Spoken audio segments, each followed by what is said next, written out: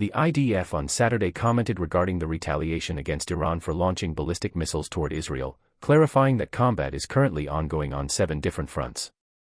Alongside the continued fighting in Gaza and the West Bank, Israeli soldiers and forces are engaged in operations in Lebanon, Iran, and its proxies in Yemen, Syria, and Iraq.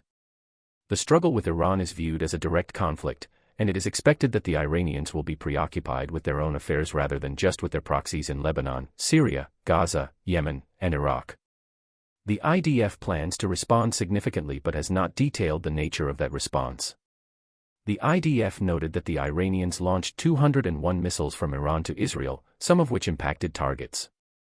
Consequently, there is a broad recommendation within the IDF to respond to the Iranian attack while minimizing risks and maximizing opportunities. The IDF has threatened to strike in Syria against weapons that originated from Iran and are intended for Hezbollah's use. The military emphasized its determination to thwart arms smuggling.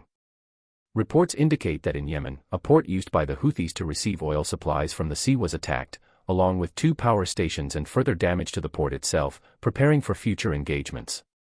In related developments, the IDF asserts that its defense systems have proven effective during this week's missile attacks. Developing operations in Lebanon, the IDF is conducting targeted raids to dismantle infrastructure established by Hezbollah, including the targeting and removal of Hezbollah operatives to ensure the safe return of northern residents to their homes. A large amount of weaponry has been located, particularly focusing on Cornet missiles.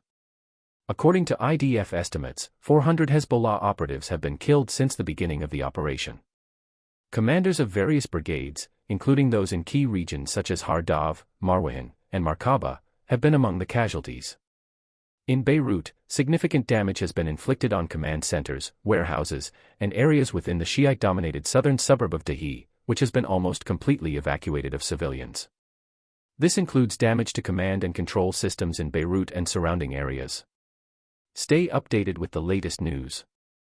Subscribe to the Jerusalem Post newsletter. Subscribe now. In the IDF's Operations Division, decisions are being made about what will land in Lebanon and what will not. Military and civilian crossings for transferring weapons from Syria to Lebanon have been targeted, with ongoing drone surveillance over these crossings 24/7. In the last day, Iranian aircraft have been observed flying without entering Lebanese airspace. What's happening in Gaza? The Philadelphia Corridor. Most of the tunnels along the Philadelphia Corridor have been discovered and destroyed. Fighting continues in Rafah and along the Philadelphia Corridor. Regarding Lebanon, the IDF has made it clear that it does not intend to see Hezbollah on the Lebanese border in the aftermath of the conflict. From the IDF's perspective, there is potential for broader change in Lebanon, but there remains an ongoing, extensive combat process aimed at achieving war objectives.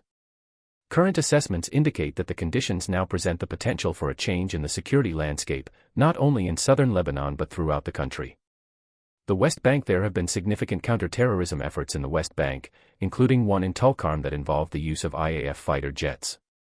A major plot to carry out large-scale attacks has been thwarted, and the area has been reinforced with reserve battalions. In the Southern Command, preparations are underway to expand operations. There is a build-up for offensive efforts moving forward, which are making significant progress. International collaborations. The IDF anticipates cooperation from its allies, including the US and others interested in defending against Iranian aggression. The IDF notes that the Western world understands that Israel is determined to eliminate threats in Lebanon and Gaza and that Iranian attacks cannot be tolerated.